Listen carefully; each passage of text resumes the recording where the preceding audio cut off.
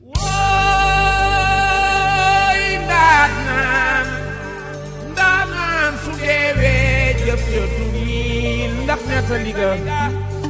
maa bëggee galas doomi maam Bamba borom juma jee. En tout cas daal ko lu leer laa la wax la télévision autrement nag laa la wax da Ndongo Lo TV lu leer waaw loolu ca kaw la war a doon waaw ay Ousmane Gangeek ñoom ay ndongook ay gars yépp ci biir barke borom Touba non autrement nag bëgg ndongo ca kaw la télévision autrement mais foo ko def nag benn direct boo xamante ni damay nekk fii dugg ci télévision autrement par la force war a doon ca kaw la ay bëgg ndongo waay ca kaw barke Seera Fall waa dëgg neexul man Djily Mbaye Fall ca kaw bu Ndongo Lo maa ngi seetaan ak di déglu bëgg ndongo international TV la télévision autrement ca kaw. bëgg ndonga doomu yaayo Mbaye Caame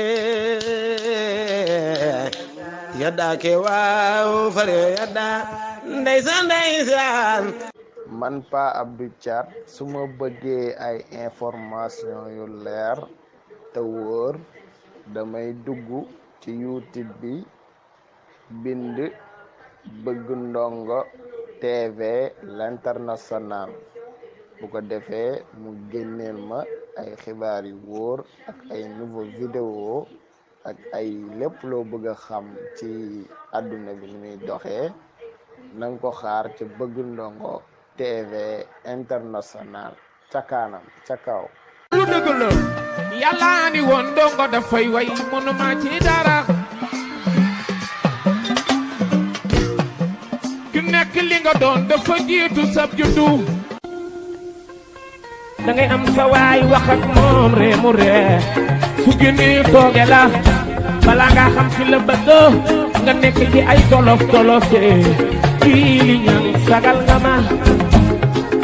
bëgg ndonga sama mag ji laay way tey yeey taalibe Seex Ibra yaa bëgg maam Seex ak waa këram me ooy Baay Faale bëgg ndonga la waa dëgg neexul man Djily Mbaye Fall ca kaw bu Ndongo Lo maa ngi seetaan ak di déglu bëgg ndongo international TV la télévision autrement ca kaw. ay waay bëgg nga ma suturaal nga ma dégg lu ne Djily xaati woo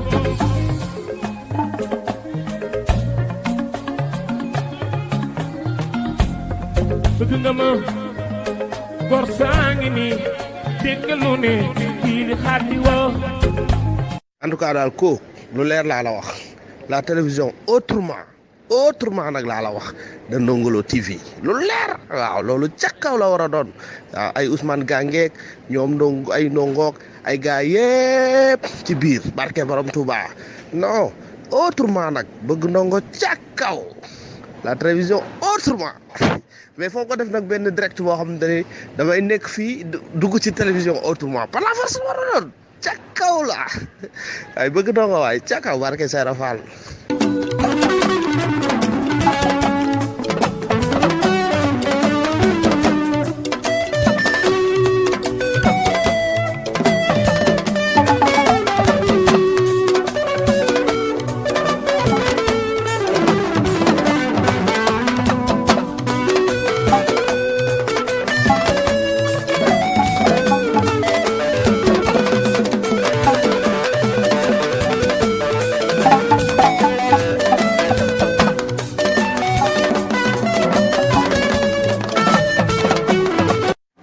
waa dëgg neexul man Djily Mbaye Fall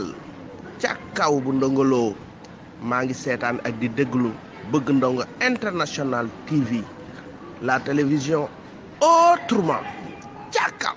lay way si Ndongo Lo Mbaye Caam doomu yaay bëgg ndongo bëgg Ndongo Lo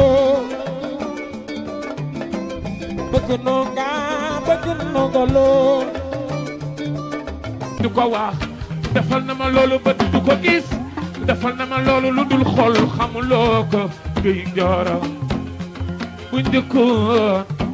bu way dañu lay génne aji roko yëgga yaay uuf ko jurul def ko ni sa doom ba loolo waral may way naan ñambe sama seex la di jino sele bëgg Ndongo international kooku lan naan tere bon tere ko soo ko gisee da ngay jaawale yàlla bu nu yàqu si moom maa ngi naan sele is ko du waliyo danga koy tooñ ba noppi mu wëlbati ko di la jégaloo toppa sa ginnaaw tayiraam xamul lu la meete doomi yaay xamul lu la neex waaye ki ngeen bëgg jëmu jooju noonu la meloon mos na ni ma maam Cheikh ma ni ko ñang mu ni ma bul mos a fàttaliko ndax ku fàttaliku soxor vision autrement la loolu càkkaw la doo bëgg Ndongo ay nga mag de Serawal télévision autrement de Ndongo Lo waaw loolu càkkaw la international ana bëgg Ndongo kii bëgg Ndongo Lo waaw kenn gens vrai gens ay bëgg Ndongo kii bëgg Serigne Dame Diouf bëgg Ndongo lay wayal doomu wala nga xam ni lay tiitaroo nga nekk ci ay tolof tolof soo yaroo yewu woo alalu borom barke nga danay jariñoo doo jariñ sa bopp yaru yewu lañu wax mbay bëteey mbay en tout cas daal ko lu leer laa la wax la télévision autrement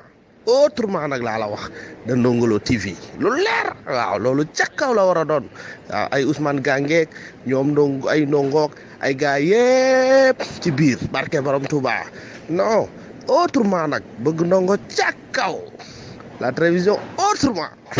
mais foo ko def nag benn direct boo xamante ni damay nekk fii dugg ci télévision autrement par la force war a doon ca kaw la ay bëgg Ndongo waay ca kaw barke Seera Fall man Pa Abdou Thiat su ma bëggee ay information yu leer te wóor damay dugg ci YouTube bi bind bëgg Ndongo TV l'international bu ko defee mu génneel ma ay xibaar yu wóor ak ay nouveau vidéo ak ay lépp loo bëgg a xam ci àdduna bi ni muy doxee nanga ko xaar ci bëgg Ndongo TV international ca kanam ca kaw